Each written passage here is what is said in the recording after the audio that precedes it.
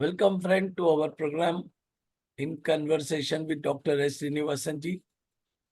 और आज हम एक नए सब्जेक्ट पे बात करने वाले हैं जहाँ पे हम डॉक्टर साहब के एक्सपीरियंस और विजडम का लाभ लेंगे। हर किसी को किसी न किसी पे शक होता है और ये ऑनगोइंग प्रोसेस है और बहुत पुराने जमाने से चला आ रहा है और आज भी चला आ रहा है। और ये कैसे ठीक हो सकता है, इसकी वजह से क्या क्या इशू आते हैं और इसका क्या निराकरण है, इसके लिए हम डॉक्टर साहब से बात करेंगे। डॉक्टर साहब, आपका वेलकम है हमारे प्रोग्राम में और आप बात कर सकते हैं। Thank you very much Jain साहब। आज का विषय जो है, जिसको हम अंग्रेजी में और मेडिकल टर्मिनोलॉजी में पैरानोइया बोलते हैं। पैरानोइया बोले तो मन के अंदर एक शक पैदा हो जाता है, वो शक निकलता नहीं। साधारण अब बोला जाए तो लोगों के हर एक व्यक्ति के मन के अंदर कहीं ना कहीं शक रहता है, मगर वो शक लिमिटेड रहता है। शक कब देखना है, कब छोड़ देना वगैरह हम अपने ही दिमाग के तारतम्य इस्तेमाल करके वो हम देखते हैं। मगर ये पैरानोइया में शक आता है, जाता नहीं है, और सभी जगह पे शक आ जाता है। हाँ, घर के अंदर, समाज के अंदर, काम करते के टाइम पे। हाँ, ट्रैफिक कांस्टेबल होगा रेड लाइट ग्रीन लाइट, वो समाज से कोई भी चीज हो, शक पैदा हो गया तो आदमी की जिंदगी मुश्किल हो जाता है। अपने पुराणों और इतिहासों में भी हमने देखा है कि भाई राम जी इतने बड़े दैवत हैं, मतलब थे।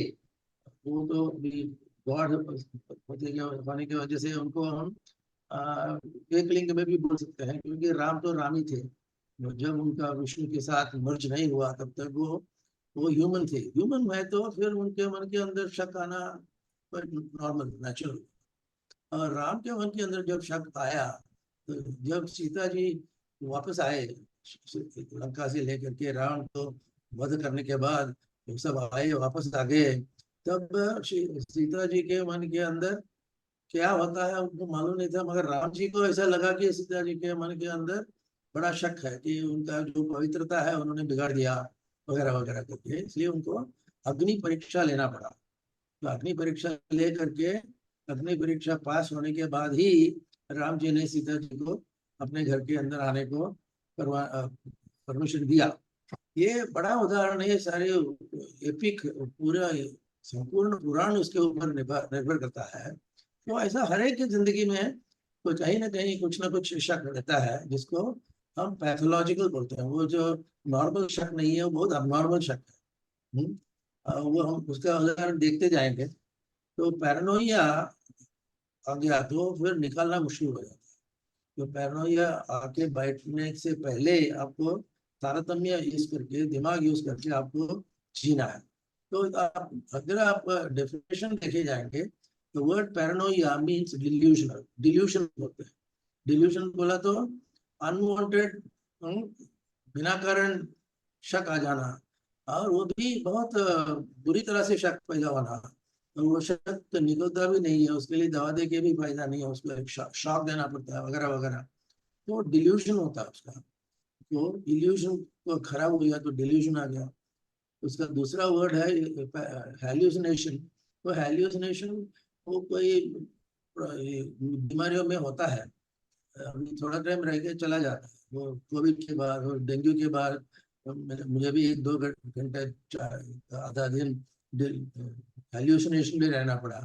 तो जो चीज नहीं था वो है, ऐसा एक मन के अंदर एक भ्रम होता था, वो क्लियर हो गया। तो डेंगू क्लियर हो गया, वो क्लियर हो गया, उसको हेल्यूसिनेशन कहते हैं। मगर ये जो डिल्यूशन जो है, वो जिंदगी को बर्बाद कर देता है। वो जरा डिटेल में हम देखें। आप कुछ बोलेंगे साहब? नहीं सर। जी हाँ हाँ, आप आगे बढ़िए सर। हाँ हाँ, जी जी। अच्छा, ये पैरानोइया आ गया तो डिल्यूशन आ गया, तो कहीं भी हो सकता है। अब यहाँ देखते हैं पर्सनालिटी डिसऑर्डर है, वो एक प्रकार का पागलपन है। It is actually madness. तो पैरानॉइड स्किज़ोफ्रेनिया बोलते हैं। स्किज़ोफ्रेनिया तो बहुत बुरी तरह से मैडनेस आ जाना, इसको स्किज़ोफ्रेनिया बोलते हैं, पैरानॉइड स्किज़ोफ्रेनिया। आप ये कोई भी मेंटल हॉस्पिटल में जाएंगे, आपको ओपीडी के अंदर ही 50 लोग पैरानॉइड स्किज़ोफ्रेनिक देखते हैं। और वो कुछ भी बात करेंगे, कुछ भी कुछ भी करेंगे। तो शक करना भी एक प्रकार का बीमारी है, ऐसा हम समझ लेंगे, क्योंकि शक कंटिन्यू रहता है तो बीमारी तो है ही। तो उसको कैसा मिटाना, वो जरा मुश्किल काम है, उसको प्रोफेशनल मदद लेना पड़ता है वगैरह वगैरह। मगर डे टू डे अगर आप एक रैंडम सैंपल लेंगे, ये अभी रेलवे स्टेशन में खड़े हैं या प्लेन पकड़ने के लिए प्लेन के एयरपोर्ट में अंदर चले गए, वो कम से कम 10-15 लोग तो डिल्यूजन पैरानोइया के साथ घूमने वाले दिखते हैं, मगर बाहर से नहीं दिखता है, अंदर से आदमी पैरानोइया होके घूमता है। बहुत तकलीफ होता है उसको, और आजू बाजू के लोगों को भी तकलीफ होती है। बेवजह शक करने की आदत पड़ जाती है, और शक तो आदत करते करते जाएंगे तो आदत से पड़ जाएगा, वो पक्का बैठ जाएगा, वो बहुत बुरी तरह से वो पर्सनालिटी बिगड़ जाएगा। Next slide please. मगर अपने एग्जीक्यूटिव लाइफ में, कॉर्पोरेट लाइफ में, हर एक आदमी हर एक दूसरे के ऊपर शक रखता है। तो अपने ही ऑफिस में है, आपको लगता होगा आपका ही बॉस है, आप समझेंगे कि ये बॉस मेरा हित चाहता है, वो अच्छा होना चाहता है वगैरह, मगर वो अंदर से उस बॉस को पैरानोइया आ जाता है, उसके बगैर वो कॉर्पोरेट वर्ल्ड में फंक्शन नहीं कर सकता। Only the paranoid will survive in corporate world, and we can see that. मेरे मेरे इसके अंदर भी कम से कम एक आधा डजन लोग तो पैरानॉइड लेके ही घूमते थे, मेरे विरुद्ध बोलने वाले थे, और उनको लगा कि मैं उनके विरुद्ध बोलता हूँ। मगर ये करते करते आपको कैसा भी आगे बढ़ना है जिंदगी में, और तब आपको ये शक लेकर के भी आपको जीना है उसके साथ वगैरह वगैरह। उसका और थोड़ा उदाहरण देखते हैं। तो इस आदमी ने लिखा था कि ओनली पैरानॉइड विल सर्वाइव। अगर आपको शक नहीं है मन के अंदर, you can not succeed. To succeed you have to have doubt in this mind. उसका रिलेटेड एक फिनोमिनन है जिसके ऊपर हमने एक स्लाइड भी देखा भी था पावर पॉइंट में, जिसको हम फोमो बोलते हैं। फोमो बोला तो फियर ऑफ मिसिंग आउट। अभी देखिए इसी क्षण में जैन साहब और मैं बैठ के बात करते हैं, और जैन साहब का कुछ अर्जेंट काम आ गया समझो, तो वो छोड़ के काम काम पे लगते हैं, देखते हैं क्या है। मगर ये दूसरा सामने बैठा हुआ आदमी को लगता है कि यार एक कुछ गड़बड़ है, दाल में कुछ काला नजर आ रहा है, this fellow is working against me वगैरह वगैरह। तो ये ऑफिस के अंदर, घर के अंदर भी होता है, mother in law daughter in law को होता है, ब्रदर सिस्टर में होता है, ब्रदर इन लॉ के मन के में होता है। हर एक लेवल पे आपको वो बाकी लोग क्या करते हैं वो समझ में न आते हुए वो मिसिंग आउट, अरे तो मुझे मालूम ही नहीं था, ये होना चाहिए था वगैरह वगैरह करके आप फियर ऑफ मिसिंग आउट बहुत बहुत बुरी तरह से फिगर ये होता है, पर्सनालिटी डिसऑर्डर होता है। वो नॉर्मल भी है, मगर वो नॉर्मल क्लियर होना चाहिए, नहीं क्लियर हुआ तो फोमो पैथोलॉजिकल बन जाता है। तो और इसके अंदर आप कुछ कहेंगे साहब? नहीं सर, ठीक है। तो बेसिकली फोमो बोलो या पैरानोइया बोलो, मन के अंदर एक जेलसी पैदा जाती है। जेलसी बोले तो अरे, तो फॉर एग्जांपल आपका दोस्त है और जो फ्रेनेमी बोलते हैं उसको अंग्रेजी में आजकल, फ्रेनेमी बोलते हैं, फ्रेंड एनिमी। आपका फ्रेंड आपका एनिमी है, आपका एनिमी आपका फ्रेंड है, ऐसा ढोंग करता है उसको, इज प्रिटेंडिंग। वो उसके अंदर एक ज्वेलसी का जो बहुत बड़ा रोल रहता है, वो फोमो बोलो या पैरानोइया बोलो, आपके मन के अंदर का शक जो है becomes very bad for the personality. उससे उनको ब्लड प्रेशर बढ़ता है, शुगर बढ़ता है, कोलेस्ट्रॉल बढ़ता है, और बहुत सारी चीजें बॉडी फंक्शंस बिगड़ जाते हैं। फिर भी वो मालूम है वो छोड़ने के लिए वो आदमी तैयार नहीं है, क्योंकि वो छोड़ नहीं सकता, उसके पर्सनालिटी में फंसा हुआ है, ऐसा होता है। तो jealousy is an important factor. Next slide please. तो जब ये डिल्यूशनल जेलसी हो, डिल्यूशन बोले तो आपने हमने देखा, तो डिल्यूशन बोले तो जो चीज नहीं है, like you know I imagine, supposing I got a beautiful wife. Beautiful wife है तो ब्यूटीफुल वाइफ के अंदर तो थोड़ा लगेगा, ब्यूटीफुल है तो ये नटखट वगैरह ज्यादा होता है, वो देखते हुए मेरे हस्बैंड को ही तकलीफ होती है। तो हस्बैंड वाइफ के अंदर शक लेने से डिल्यूजन जो होता है, उससे जो जेलसी पैदा होता है, वो 50 to 80% ऑफ मैरिजेस, शादी बोले तो 50% शादी गड़बड़ में होने का कारण यही है कि हस्बैंड वाइफ को सस्पेक्ट करता है, तो वाइफ हस्बैंड को सस्पेक्ट करती है। और जितने आप अश्योर करेंगे नहीं नहीं नहीं I am okay, I am okay, फिर बोलेंगे नहीं नहीं नहीं कुछ छिपाते हो तुम, कुछ बुरा है, क्योंकि फिर आपका मोबाइल कार्ड देखेंगे, फिर आपको फोन का कॉल लिस्ट देखेंगे, वगैरह वगैरह। ये चलता रहेगा, ये अहोरात्रम चलता रहता है, which is a very bad thing. Basically it is a genetic disorder, वो आपके डीएनए में है, आपके हर एक खून, every little cell in your body, जहाँ पे वो जेनेटिक्स का रोल है, उधर वो जेनेटिक्स वो बिगड़ गया तो पैरानोइया आ जाता है, पैरानॉइड स्किज़ोफ्रेनिया आ जाता है। और बाहर से नॉर्मल दिखते हुए भी जो paranoid people can create hello, they can create hello at home, they can create hello in office, समाज में। अभी बड़े बड़े लोग, अभी देखिए, अभी एक कांग्रेस पार्टी का कौन सा अमेठी में लेना है क्या, रायबरेली में लेना है, वो डिस्कशन चलता रहता है, वो डिस्कशन लगभग 8-10 दिन चले। हाँ, इतना ये इलेक्शन के लिए आपको एक कैंडिडेट बिठाने के लिए इतना टाइम क्यों लगता है? ये कोई ना कोई उधर पैरानोइया लेकर के, पैरानॉइड स्किज़ोफ्रेनिया लेकर के शक को जरा बढ़ावा देते हुए आदमी बर्ताव करता है, फिर it is a real problem. अभी ये ऑफिस में उदाहरण देखे तो office politics is very normal thing. बोलेंगे ऑफिस पॉलिटिक्स में क्या चीज है यार, हर एक ऑफिस में पॉलिटिक्स होता है, मगर हम ये भूल जाते हैं कि ऑफिस का जो पॉलिटिक्स है वो अपनी जिंदगी में मोर देन 50% टाइम ले जाता है। आप मानेंगे नहीं, 24 आवर्स में आप 18 आवर्स तो आजकल नॉर्मल हो गया, 18 आवर्स आपको ऑफिस में रहना है, बर्ताव करना है, प्लानिंग करना है, एग्जीक्यूट करना है, वगैरह वगैरह।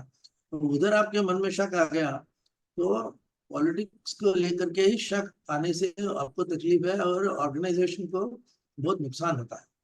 ये लोग समझते नहीं है, क्योंकि ऑफिस पॉलिटिक्स के अंदर पैरानोइया लेकर के कुछ घूमना, उसका एक अलग सा मजा जैसा आ जाता है, पर वो लेकर के there are some strong officers who will ruin your life। अभी भी देखो,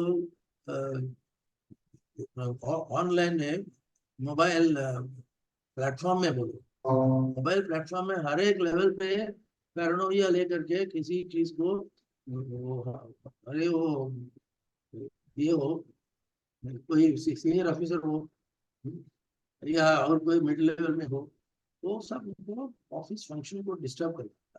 और आपको हमेशा मन के अंदर एक डर रहता है कि भाई मैं ये गड़बड़ से मैं निकल पाऊंगा कि नहीं, सरवाइव करूंगा कि नहीं। तो अपने ही बायोलॉजी के अंदर, साइकोलॉजी के अंदर what is called as survival instinct, आपको लगता है कि भाई 4 लोग हमारे विरुद्ध है, उनसे बच के हमें रहना है, आगे जाना है, तो कैसा करूँ? उसका आधा एनर्जी उधर ही खत्म हो जाता है। पैरानोई का वजह से सर्वाइवल इंस्टिंक्ट प्रोमिनेंट हो जाता है, फिर वो उससे सब सोचने का तरीका, विचार करने का तरीका, एक्शन का तरीका सब बदल जाता है। So in other words you become a mad guy, I suppose, if you put it like that, you won't like it. So, but if you don't do that, if you don't have a survival instinct, and survival instinct के ऊपर आपको रहना है, जीना है, तो it becomes a very stressful situation। इसलिए completely और एक अलग सेशन के लिए जा सकते थे, अगर प्रिंसिपल सिद्धांत एक ही है कि आपको आपके विरुद्ध जो डेवलपमेंट हो रहा है वो समझ के उसको हैंडल करना है, और उसके लिए आपको एडवांस वार्निंग मिलना। समझो आप कोई मीटिंग में बैठे हो, 4 लोग बैठ के मीटिंग कर रहे हैं, 3 लोग मीटिंग के अंदर मेन थीम को अनुसर करके वो आगे जाते हैं, और चौथा आदमी को मालूम नहीं पड़ता कि इन तीनों ने मिक्स करके एक षड्यंत्र बना दिया। तो आपको षड्यंत्र के बारे में डर हो तो आपको एडवांस वार्निंग चाहिए, ताकि वो आप षड्यंत्र से बच के रहे या उससे निपटा दे। तो उसके लिए आपको एडवांस वार्निंग देना पड़ता है। और ये एडवांस वार्निंग जो है वो इन बिटवीन कंट्रीज और आल्सो देयर। फॉर एग्जांपल, अभी आप जब बड़ा एयरप्लेन देखते हैं रशिया के फ्लीट के अंदर, फिर ये A-50 करके एक स्पाई एयरक्राफ्ट बना, वो उसका काम यही था कि पैरानोइया जैसा हो कि जहाँ से भी देखिए जेम्स बॉन्ड है और बड़े बड़े थ्रेटनिंग सिचुएशन का जो है अपना ही इंडिया का भी रॉ है रिसर्च एंड एनालिसिस विंग, वो उनका काम यही है कि भाई आप एडवांस वार्निंग आपको मिलना चाहिए। अभी समझो कहीं बम फुट हो गया तो इमीडिएटली डिफेंस डिपार्टमेंट पूछेगा, प्रधानमंत्री पूछेंगे कि भाई ये तो आपको मालूम नहीं था क्या। हम्म? भले वो आपका एयरफोर्स में प्रॉब्लम है, भले वो टेररिस्ट का एक्टिविटी हो, आपको एडवांस इंफॉर्मेशन एडवांस नॉलेज मिलना बहुत जरूरी है ताकि आप सर्वाइवल इंस्टिंक्ट मान सकते हैं।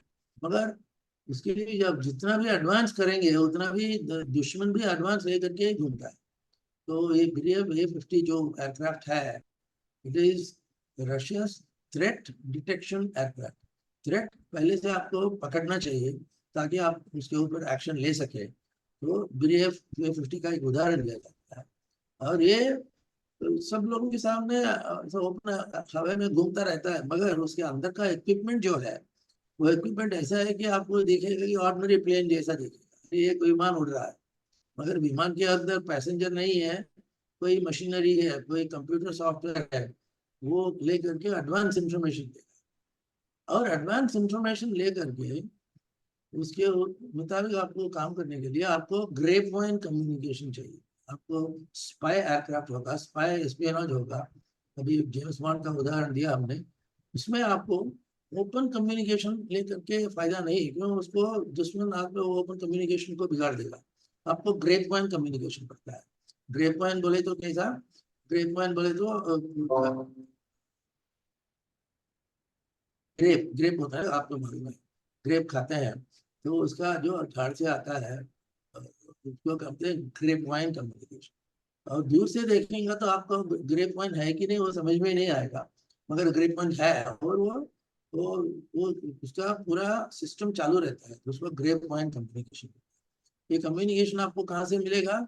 सेक्रेटरी लोगों से मिलता है, वॉचमैन से मिलता है, लिफ्टमैन से मिलता है, बाहर से आपको मालूम ही नहीं पड़ेगा।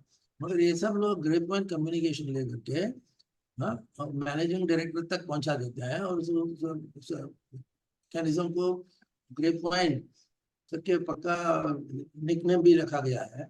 मगर है it is a reality in every office. Every office में अभी आपको गारंटी दूंगा, मैं तो 4-5 ऑफिस घूम के आया हूँ, और हर एक ऑफिस के अंदर 2-4 लोग ऐसे हैं, मगर आपके जरा देखते हैं आप ये आदमी क्या कर रहा है, क्या सोच रहा है, कैसा कर रहा है। वो डाउट आ गया तो इमीडिएटली वो बॉस को पता करे। वो ये इंफॉर्मेशन जो है इसको हम वर्ड ऑफ माउथ बोलते हैं। वर्ड ऑफ माउथ मार्केटिंग में बोलता है प्रोडक्ट अच्छा है तो वर्ड ऑफ में चाहिए, मगर हर एक लेवल में वर्ड ऑफ माउथ ही होता है। और उसके लिए आपको एक खबरी की जरूरत है। ये न्यूज जो है, news can not go through official telephone calls and fax and telex and all that. News will have to go only through grapevine, और उसको हम कहते हैं कि खबरी। और पुलिस के डिपार्टमेंट के अंदर भी खबरी लोग होते हैं। हम्म, हर एक लेवल पे खबरी लोग रहते हैं। और इसमें एक बड़ा प्रॉब्लम ये है, नेक्स्ट स्लाइड प्लीज। ये खबरी लोग जो होते हैं उनका एक एडवांटेज है, एक डिसएडवांटेज भी है। एडवांटेज ये है कि उनके पास इतना नॉलेज है, इतना इंफॉर्मेशन है। इंफॉर्मेशन इज नॉलेज, नॉलेज बोले तो इंफॉर्मेशन। तो इतना इंफॉर्मेशन लेकर के वे मैनेजर को, ऑफिसर को, डायरेक्टर को एडवांस वार्निंग दे देंगे। और इसके लिए उनको पैरानॉइड रहना पड़ता है। तो मन के अंदर 24/7 उनका शक रहना चाहिए। और पैरानॉइड बोले तो obviously the guy knows too much.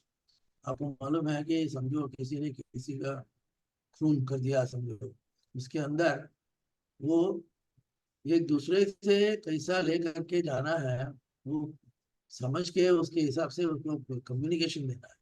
और सारा भाई करके एक कंपनी है, और उसमें अभी बोलने के लिए कोई प्रॉब्लम नहीं है, 20-25 साल के पहले की बात है। और मेरे ही कैबिन में एक बूढ़ा बैठा करता था। और जब मैं पहले आया अमेरिका से आ गया, एग्जीक्यूटिव कैबिन है भाई, हम सब साउथ वुड जा रहे हैं, ये बूढ़ा इधर क्यों आ गया? धीरे धीरे मुझे समझ में आ गया वो बूढ़ा वो खबरी है। और all sensitive information only he will handle, बाकी सब मैनेजर लोग देखते हैं उधर। ये खबरी, ये जो है लोगों को इतना शिक्षा कहा जाता है कि खबरी खुद डेंजरस बन जाती है। इसलिए ऐसे भी लोग थे कि खबरी को इंफॉर्मेशन लेके खबरी को मार दो, ताकि उससे इंफॉर्मेशन लीक होने का कोई डर नहीं है, ऐसा समझ के ये और भी कॉम्प्लिकेट हो गया। खबरी रहना अच्छा है, और खबरी बहुत आवाज करने लगा तो उसको भी उड़ा दो, क्योंकि वो कहीं जाके और कहीं कुछ बोलता जाएगा। So it's a very dangerous game. मगर ये पैरानॉइड के अंदर नॉर्मली ऐसा नहीं होना चाहिए, क्योंकि वो concern manager will have to keep it under control. अगर वो कंट्रोल में नहीं रखेंगे, अभी थर्मैक्स करके पुणे में कंपनी था, अभी भी है, और जनरल इलेक्ट्रिक का बोलो, इधर ये खबरी इतना बन गया है। बहुत पहले दिन की बात है कि 20-25 साल हो गया जब मैं फार्मा इंडस्ट्री में था, तो ये खबरी इतना फेमस हो गया कि यूनियन वाले मिलकर उसको मार दिया। चिंचवड़ में, पिंपरी चिंचवड़ में रोजाना एक खून हुआ करता था, and it's a very bad thing, मगर it's also a good thing. We require खबरी, नहीं तो पुलिस डिपार्टमेंट कैसे एक्ट करेगा वगैरह। सो these are the random thoughts, साहब, but paranoia हर एक के मन के अंदर है। To sum up, every one of us is a paranoid fellow, but how we control the paranoia is to be practiced and brought to operation. ऐसा मुझे लगता है कि I hope I made some sense. Sir Thank you. एक तो जो भी कुछ आजू बाजू में हो रहा है उसके लिए अपने को सजग रहना चाहिए, ये बात बराबर है। लेकिन if you are confident of yourself and हाँ, if you are spiritually powerful, right, this thing will not bother you much. correct, correct, And correct. once it starts, the other person also start getting similar energy, so it compounded. So it is better to relax. थोड़ा सजग थोड़ा सजग रहना चाहिए, लेकिन आप पे अंदर Correct. कॉन्फिडेंस है और जो होना है होएगा, देखेंगे क्या है। और हाँ, जिसको फियर ऑफ इंफीरियर कॉम्प्लेक्स होता है या खुद में right, कॉन्फिडेंस नहीं होता है, वो सब ये चक्कर में पड़ते रहता है। correct. Doctor, thank you so much, and we'll keep meeting again and again. Thank you. Yes, sir. Thank you.